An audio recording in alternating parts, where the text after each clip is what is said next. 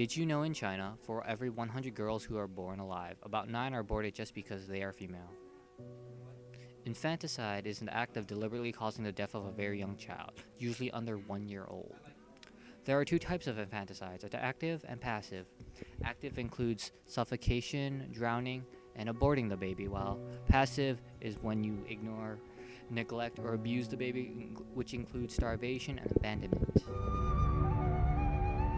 这要是龙头安了河边，我来抓紧乡下就到处买回。所以他当时就是用一个纸箱包着。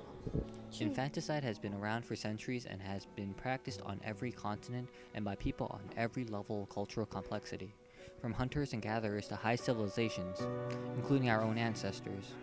It has been primarily used as population control because of the scarce amount of resources compared to the growing population. As such, female children are particularly affected because fewer women would reduce the reproduction rate and population size. China has had a history of infanticides dating back to around 800 BCE. In 1978, when the Chinese government implemented the one-child policy, it reinforced the gender bias. As a result, many families were reluctant to support a daughter who would inevitably leave their family and have no one be able to inherit their family name. This policy provided for forced abortions, sterilizations, and legal/economic sanctions against families who chose not to comply. Although illegal, sex-selective abortion is a common practice. Estimates based upon unequal sex ratios suggest that over 30 million females are missing in China today. The one-child policy was introduced by Deng Xiaoping in 1979, when the Chinese population was at 1 billion. China was not prepared for the rapid population growth, and 30 years later, China currently has more than 177 million people aged 60 or above, and the number is predicted to reach 450 million, or 1/4 of the country's total population by the middle of the century. According to statistics from the National Census released in 2011, this increase dramatically affects economic development and social welfare. Deng was concerned with reducing the population growth rate. He did not consider the negative influences that the one-child policy would have in the future. The one-child policy caused an imbalance between the male and female birth rates because many families chose to kill their firstborn if it was a daughter. Males were favored over females because of their greater income potential. In addition, females are viewed as less desirable in Chinese culture due to the expenses involved in the dowry system and the fact that only a son can perpetuate the family line.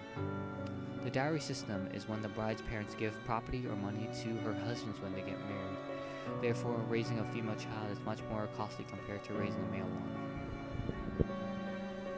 Although China has shifted their one-child policy to a two-child policy, it doesn't change the fact that China has a social stigma against women, which perpetuates the sex-selective abortions and infanticides today.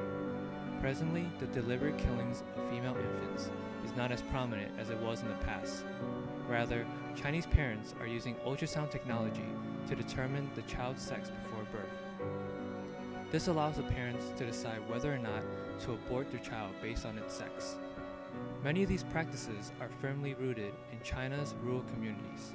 So desperate are prospective parents to find out the sex of their child that some villages are reported to have clubbed together to buy their own ultrasound machines. They can then offer illegal scans to pregnant women themselves, often for a price. So, in order to help alleviate the problem of female infanticide, there are a few things you can do.